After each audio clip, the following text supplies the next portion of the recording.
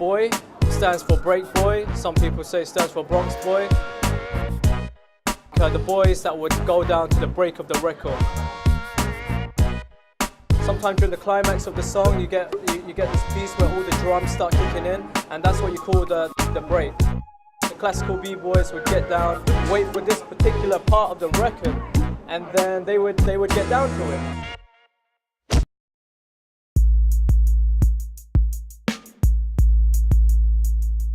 In the world of b-boying or b-girling, you have to be immersed in that world and in that culture to call yourself a b-boy or b-girl. I began to get moves quite quickly because I suppose I was quite hungry for it, I suppose. So then they said it was a shortcut to whatever move or whatever kind of movements I was doing. So that's how I got my breaking name, and that's how it stuck eventually. Character in a book, and she was called Lyra, and I could relate to her.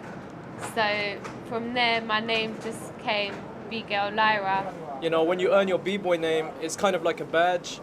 Like people respect your dancing and what you come up with and your creativity, so they give you that name. It is kind of important. It's nice to have that alias. It's nice to like have that work. It's like another world that you can immerse yourself into. My friend used to used to always push me. Come on, do a move.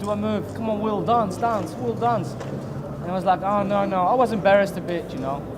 But then they always called me Wool Dance. Come on, Wool Dance. And I liked that name, you know. I started like, okay, yeah, Wool Dance is a cool name.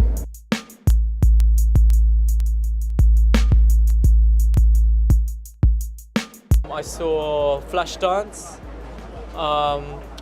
with the Rocksteady crew doing their thing. And when I first saw that, I felt really motivated. I really wanted to do something expressive, you know, something dynamic and powerful. And I really loved the music they were getting down to as well. I think it was really, really inspirational. And yeah, it made me feel like doing something similar to that. I was a little boy, I was watching TV. Michael comes with Thriller, and I was like, oh, how you doing? And you know, it was scary, but at the same time dancing and everything, you know, Michael. And I was like, yeah, I want to be Michael Jackson.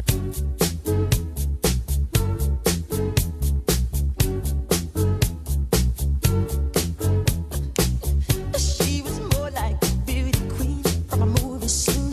I said, don't mind, but what do you mean? I am the one who would dance on the floor and around. She said, I am the one. B-boying, breakdancing is one of the essential elements of hip-hop culture. You can't say I'm a breaker, but I'm not hip-hop. And you can't say I'm hip-hop, but I'm not a breaker. I know a lot of people in Europe like break and they do tricks and they listen to like rock music and stuff. So then you could be like, well, what's that got to do with hip-hop?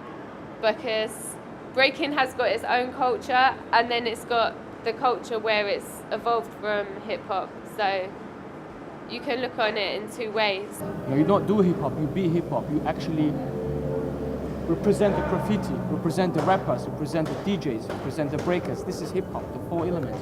And now you have the fifth element, which is beatboxing.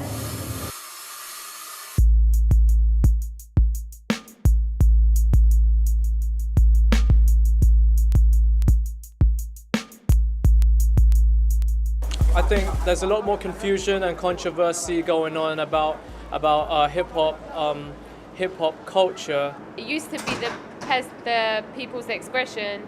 It used to be the expression of the disenfranchised.